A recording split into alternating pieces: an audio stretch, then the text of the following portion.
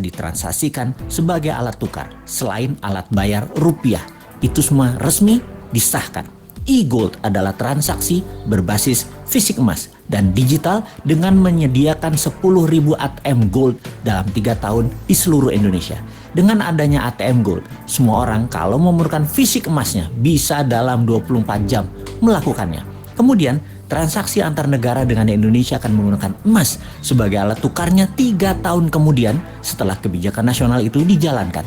Diharapkan dalam 3 tahun setelah hal ini, semua di regional ASEAN, e-Gold menjadi alat tukar resmi antar negara ASEAN dan negara Selatan Pasifik. Dalam 5 tahun, seluruh tambang emas Indonesia menjadi underlying emas fisik e-Gold.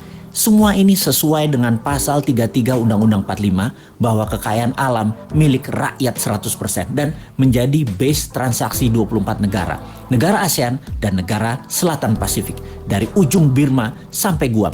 Kemudian masuk ke seluruh negara di dunia yang berpenduduk mayoritas Islam dan negara yang kuat pendanaan syariah seperti Inggris dan Uni Eropa dalam 5 tahun setelahnya. Maka dalam 15 tahun setelah kebijakan diterbitkan, ditargetkan 50% transaksi dunia menggunakan e-Gold. Emas adalah pengadil yang adil. Indonesia akan menjadi negara pertama bebas inflasi. Kemudian diikuti negara-negara regional dan dalam 15 tahun 50% dunia bergabung dalam dunia tanpa inflasi. Harga emas akan dibuat diam, tidak bergerak, tidak di-floating lagi berdasarkan demand dan supply agar oligar dan globalis tidak bisa bermain harga. Harga emas akan diam, dipatok diam. 1 gram emas sama dengan 1 juta rupiah. Sisa dunia menyesuaikan harga tersebut. Sejak saat itu, harga di dunia dimanapun atas barang yang sama adalah sama.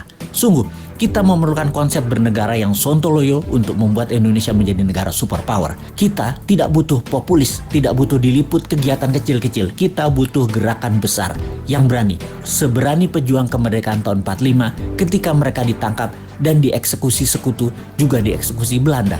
Mata mereka tidak terpejam, wajah mereka tenang, tidak menunjukkan ketakutan atau kemarahan.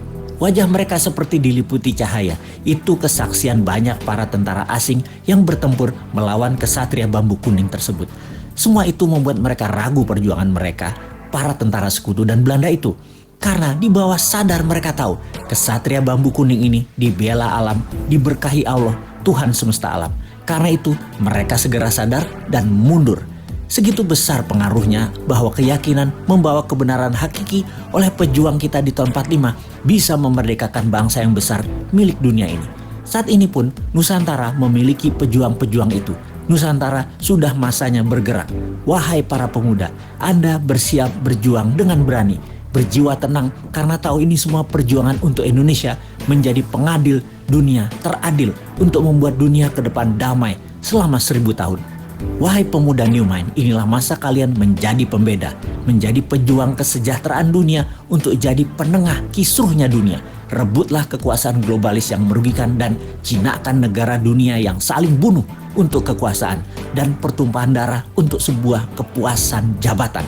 Sudah itu semua. Sebar terus pemahaman New Mind yang bisa membuat Indonesia menjadi negara superpower segera. Diawali dengan menjadikan emas sebagai alat tukar dunia. Untuk menjadikan emas alat tukar nasional, segera akan kita menangkan dengan mendapatkan mandat sesegera mungkin.